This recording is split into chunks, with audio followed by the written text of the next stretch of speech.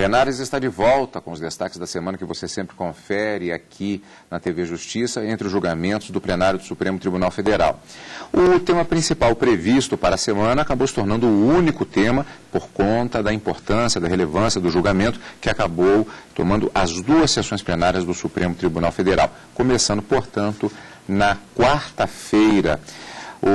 As ações especificamente são as seguintes: tratou-se de um julgamento conjunto, a ação direta de inconstitucionalidade 4.277 e uma ação de descumprimento de preceito fundamental de número 132. Relatoria do ministro Aires Brito. A DPF 132, Governo do Estado do Rio de Janeiro. A ação direta de inconstitucionalidade 4.277, Procuradoria-Geral da República versus Presidente da República e Congresso Nacional. As duas ações tratam, como já vimos, da equiparação da união estável entre pessoas do mesmo sexo à entidade familiar, como previsto no artigo 1723 do Código Civil, desde que preenchidos os requisitos semelhantes.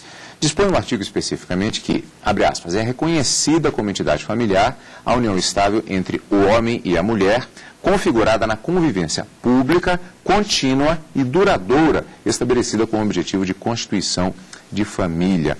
Karina, já que se trata desse texto, inclusive que trata de uma situação específica, homem e mulher, então em relação a pessoas do mesmo sexo, aqui está se falando de um pedido de interpretação conforme, nesse caso? A interpretação conforme justamente para se adequar a princípios previstos na Constituição e garantia de direitos fundamentais, como, por exemplo, o tratamento isonômico entre casais heterossexuais e casais homossexuais. Então, não obstante a Constituição e o Código Civil falem nessa relação de união estável entre homem e mulher, busca-se, através dessa ADI e desta DPF, reconhecer o tratamento igualitário. Daí vir a buscar uma interpretação conforme à Constituição, ao artigo do Código Civil que prevê essa união heterossexual. Os princípios invocados para tanto são o princípio da igualdade ou da isonomia, o princípio da segurança jurídica, que dessas relações também poderão ser estabelecidas a partir desse reconhecimento como entidade familiar, e outros princípios fundamentais como a dignidade da pessoa humana e a vedação de discriminações odiosas. Esses foram os 4 princípios, vamos dizer, principalmente invocados em ambas as ações para buscar essa interpretação conforme. Bom, teremos alguns desdobramentos já, inclusive, em relação ao fato de se tratar de uma ação direta de inconstitucionalidade e uma ADPF. Bom, vamos lá. O julgamento das ações ele foi iniciado na sessão da quarta-feira, dia 4, como a gente já falou. Na primeira parte da sessão, relatório seguido da manifestação da Procuradoria-Geral da República, proponente da ação direta de inconstitucionalidade, especificamente, e também do representante do Estado do Rio de Janeiro, bem como da Advocacia-Geral da União e ainda de vários amiticúrios, chamados amigos da Corte, que não são considerados parte no processo, mas têm interesse e reconhecido direito de manifestação no processo para informar os juízes e ajudá-los a decidir a questão proposta. Estas manifestações, mesmo com o acordo entre os respectivos representantes para diminuição do tempo destinado para a fala da Tribuna dos Advogados, normalmente 15 minutos para cada um, dividiram um tempo de 30 minutos, mais ou menos, com 5 minutos para cada entre os amiticuri, isso fez com que se estendesse até a segunda parte da sessão, esta manifestação da tribuna, demonstrando aqui o grande interesse, a grande repercussão social do tema. Somente após encerradas tais manifestações, que, como já disse, se estenderam até a segunda parte, ao início da segunda parte da sessão, é que o relator pôde votar, ou seja, primeiro ele apresentou o relatório, o resumo do processo, e depois o voto, a manifestação propriamente dita, momento sempre muito esperado, que é o primeiro posicionamento, a primeira manifestação de voto do magistrado que é responsável pela, digamos assim, administração daquele processo antes da manifestação dos demais ministros, que seguem ou não, ou em parte, aquele voto manifestado pelo relator. O ministro Aires Brito, relator, já sinalizou logo no início sobre a possibilidade de interpretação conforme, sim, do dispositivo questionado, usando uma palavra-chave para o caso: polissemia. Karina, como é que se aplicaria este termo aqui? Polissemia ou plurissignificatividade, o ministro Aires Brito utilizou para dar essa interpretação conforme. Na verdade, ele quis dar a entender que a interpretação do dispositivo do Código Civil questionado nessas ações, ele poderia dar margem a várias interpretações, várias interpretações que poderiam, de uma certa forma, entrar em rota de colisão com o que diz a própria Constituição. Daí incitar o Supremo Tribunal Federal para dizer qual é a melhor interpretação que se dá àquele artigo do Código Civil.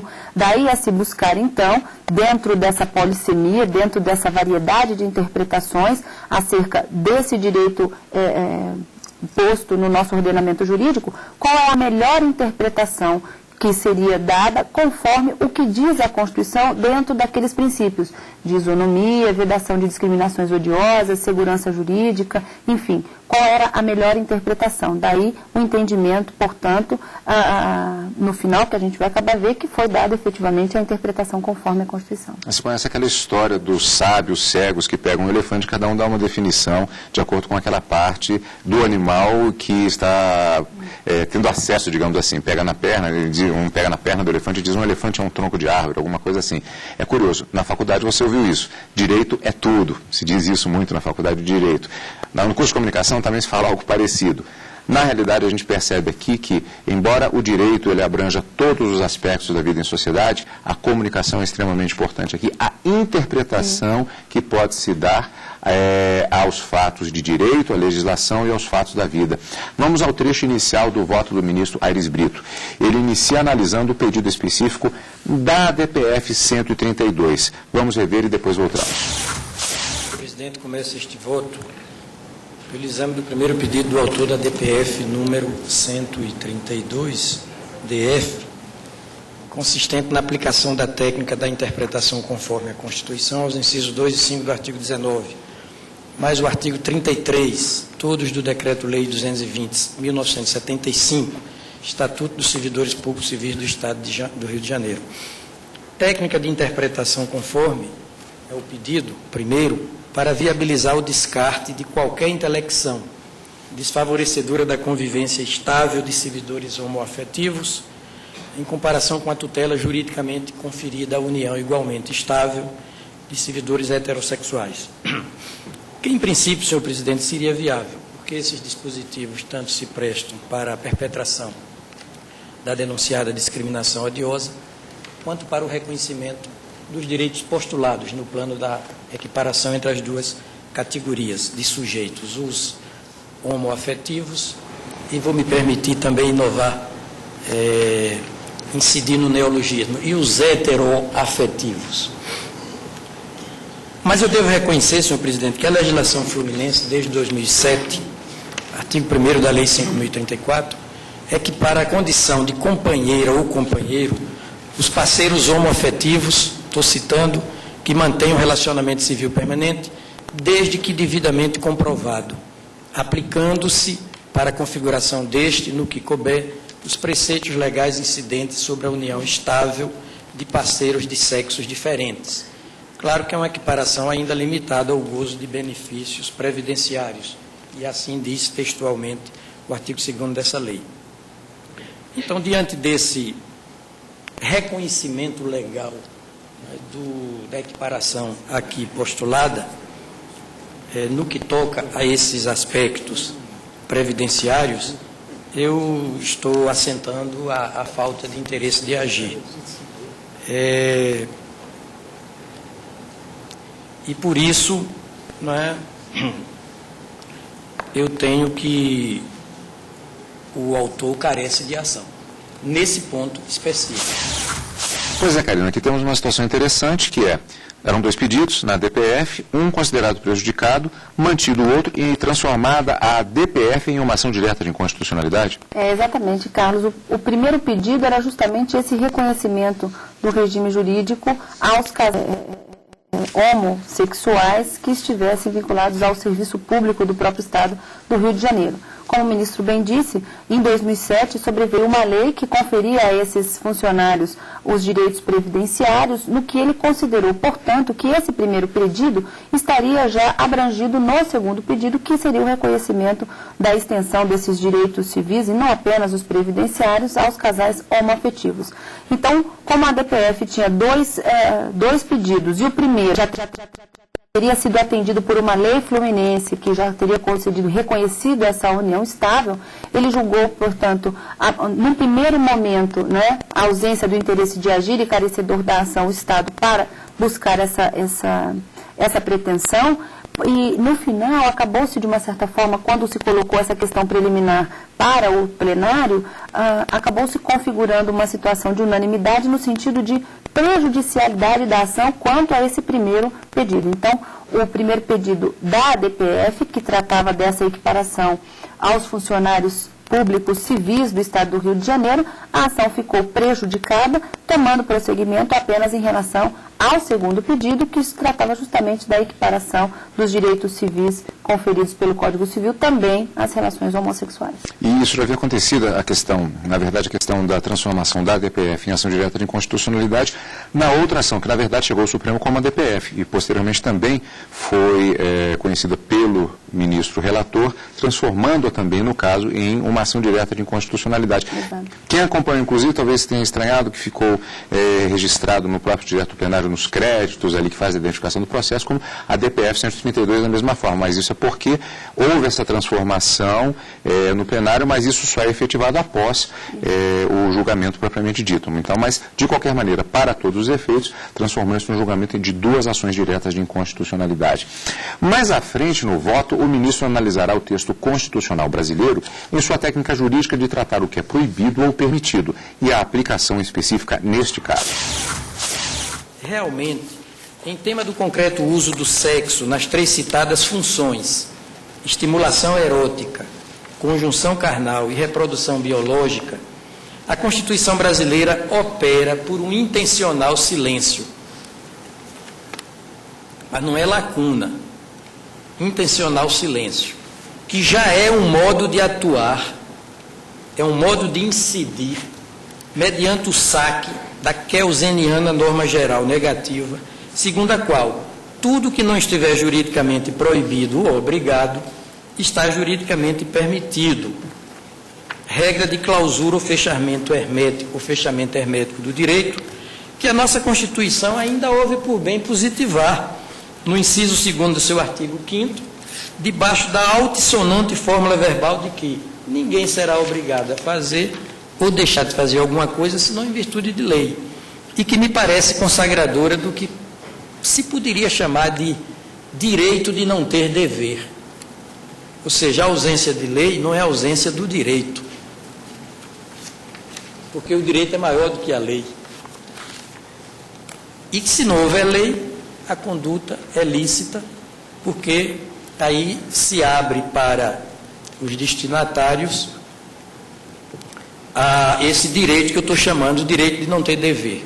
É falar, a Constituição não dispõe por modo expresso acerca das três clássicas modalidades do concreto emprego do aparelho sexual humano. Não se refere explicitamente à subjetividade das pessoas para optar pelo não uso puro e simples do seu aparelho genital, absenteísmo sexual ou voto de castidade, para usá-lo solitariamente, onanismo, ou, por fim, para utilizá-lo por modo emparcerado. Logo, a Constituição entrega o empírico desempenho de tais funções sexuais ao livre-arbítrio de cada pessoa, pois o silêncio normativo aqui, o silêncio normativo da Constituição, atua com absoluto respeito a algo que, nos animais em geral e nos seres humanos em particular, se define como instintivo da própria natureza das coisas. Embutida nesse modo instintivo de ser, a preferência ou orientação de cada qual das pessoas naturais. É evidente. Em outro trecho do voto, o relator aborda o termo família na Constituição como um vocábulo de sentido aberto. A Constituição não faz a menor diferenciação em nenhum desses três dispositivos entre a família formalmente constituída e aquela existente ao rege dos fatos, como também não distingue entre a família que se forma por sujeitos heteroafetivos e a que se constitui por pessoas de inclinação homoafetiva. Por isso que, sem nenhuma ginástica mental ou alquimia interpretativa, dá para compreender que a nossa Magna Carta não emprestou ao substantivo família nenhum significado ortodoxo ou da própria técnica jurídica, recolheu, com o sentido coloquial, praticamente aberto, que sempre portou como realidade do mundo do ser, não no plano jurídico, porque a Constituição de 1967, com a emenda de 1969, só admitia uma forma legítima de constituição da família, o casamento civil.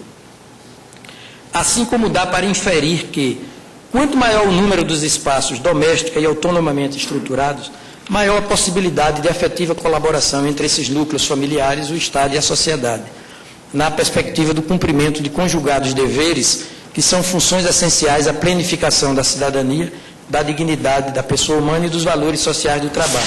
E vamos ao final do voto do ministro relator. Dando por suficiente essa análise, não é? E atento aos limites objetivos das duas ações, quanto a seus agora idênticos pedidos, eu julgo procedente ambas as ações. Isto para o fim de, em caráter preliminar, já foi dito, né, conhecer da originária a DPF número 132 do Rio, como ação direta de inconstitucionalidade. B, no mérito, dá o artigo 1723 do Código Civil, interpretação conforme a Constituição, para dele excluir qualquer significado que reconheça, que impeça, que vede o reconhecimento da união contínua, pública e duradoura entre pessoas do mesmo sexo, como entidade familiar, entendida esta como sinônimo perfeito de família. Reconhecimento que é de ser feito, né, segundo as mesmas regras e com as mesmas consequências da união estável heteroafetiva. Foi dito da tribuna, ministro Gilmar Mendes, que o artigo 1723 do Código Civil é quase uma cópia do parágrafo 3º do artigo 226 da Constituição. Mas há uma diferença aí, fundamental. Enquanto a Constituição nos fornece elementos para eliminar uma interpretação reducionista, o Código Civil não permite, não nos dá elementos, ele sozinho, isoladamente, não é, para eliminar dele uma interpretação reducionista. Em outros dispositivos. Agora, o texto em si, do 1723, o texto em si, ele é plurissignificativo, ele é polissêmico, ele comporta mais de uma interpretação. E por comportar mais de uma interpretação, sendo que uma delas se põe em rota de colisão com a Constituição Federal, é que eu estou dando a interpretação conforme postulada em ambas as ações. É como voto. A pura significância, a polissemia que falamos no início, justamente, que era um termo fundamental no trabalho feito pelo relator para manifestar o seu respectivo entendimento sobre essa matéria. A sessão plenária da quarta-feira, em função inclusive do grande número de manifestações, ela se estendeu bastante no tempo. E por isso faltavam ainda os votos de todos os outros ministros no plenário do Supremo Tribunal Federal. E por conta disso, a sessão foi interrompida. Na sessão da quinta-feira, a manifestação dos outros ministros. É exatamente o que você vai ver daqui a pouco, depois do intervalo, aqui em Plenárias, na TV Justiça.